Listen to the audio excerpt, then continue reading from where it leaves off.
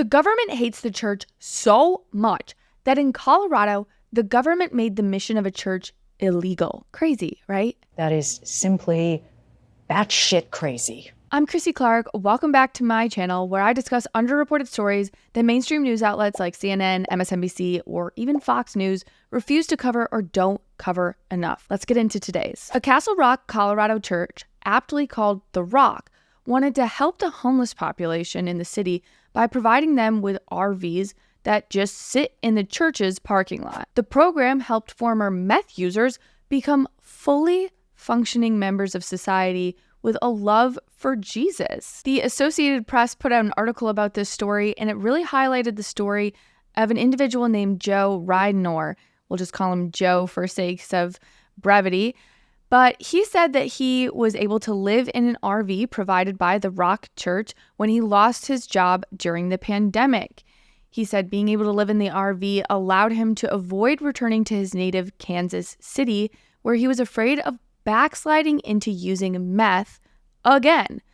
This is a picture of Joe. He's wearing a cross, and he's just really, the story highlights how just adorable and sweet he is. He says, "Without this trailer and this church, I wouldn't be alive. The drug use would have consumed me," Joe said, who is now a maintenance job worker at the county fairgrounds and rents a room from a friend he met at the church. Notice that he's not still living in that RV. Unlike government programs, the program that the church offered brought him from drug user to RV to making money on his own and getting a job and becoming a fully functioning member of society. But instead of applauding the church for helping humanity, the city of Castle Rock responded by suing the church. It says in this AP article that last year, the town of Castle Rock ordered the church to stop providing shelter in RVs and other camping trailers because of zoning regulations. Now, the church responded by suing the town. Any government with a semblance of decency would see the important work that is being done here and support it, especially given the fact that in America, unfortunately, people see work like this as the government's job to help get people off of their feet. Now, I don't personally believe that's what the government's job is, but people left, right, and center feel that if you want to get elected, you need to be needed. And I think that's why Democrats and even sometimes Republicans promise crazy things. Democrats love to promise things like student loan forgiveness, free health care for all, because it incentivizes people to vote for them in exchange for something they need. As you've noticed, it's always just incentives and never deliverables. But the government needs power. So the government will hate on the church because the church's mission is to give the power to Jesus, who incentivizes people to take responsibility and not rely on government handouts, as we saw exemplified in the story of Joe. So how did the church respond? Well, like I said, they're suing the city. And according to my research on this and the Associated Press's breakdown of other similar lawsuits, they have about a 50-50 shot at winning. The article talks about how other similar churches have gotten in trouble with the law for trying to serve the homeless population from Oregon all the way to Ohio. In one instance, this is crazy, a church in Bryan, Ohio has filed a similar federal case because the pastor was criminally charged for allowing homeless people to shelter there. So this is an ongoing problem between the government and the church. Now, I can't speak to the case that's happening in Bryan, Ohio, but the lawsuit happening in Castle Rock, the one that I'm referencing in this entire video, right?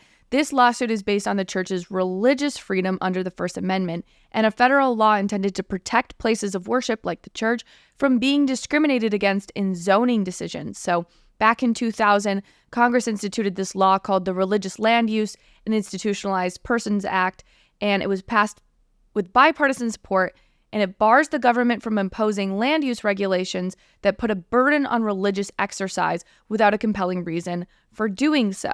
And if you're wondering what the religious reason is other than just being nice, well, Jesus did commission us in the Great Commission to go out and make disciples, and by feeding the homeless, by being with the homeless, you are showing the light of Jesus and making disciples, or at least planting the seeds to make disciples.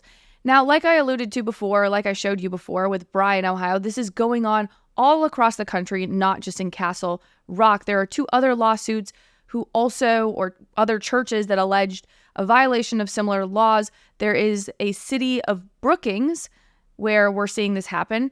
The St. Timothy's Episcopal Church, they have a lawsuit arguing that an ordinance limiting the program to 2 days a week is a violation of the ability to practice religion freely in the country. And we're also seeing similar work with a Christian nonprofit being penalized and threatened with prosecution in Santa Ana, California, for feeding homeless people. I can't predict the future and how these cases are going to go, but what I can tell you is the devil is at work in our government. There are valid criticisms coming out from the people of Castle Rock, Colorado, not necessarily the government. One woman named Sonia Moran, who lives with her husband and 2 sons in a home bordering the Castle Rock church property, said she was concerned because the shelters were available to homeless people, and what if those homeless people were not necessarily the best of people? She was worried about an increase in crime in her quiet, safe neighborhood. The church is also putting together this future development site where they'd like to build, I wouldn't call it the projects or something, but a project that would help get people into the workforce and into their own houses. But I would like to combat this narrative by sharing the end of Joe's story, which really shows that the way that the church will conduct this mission is better than the way that the government would conduct this exact same mission.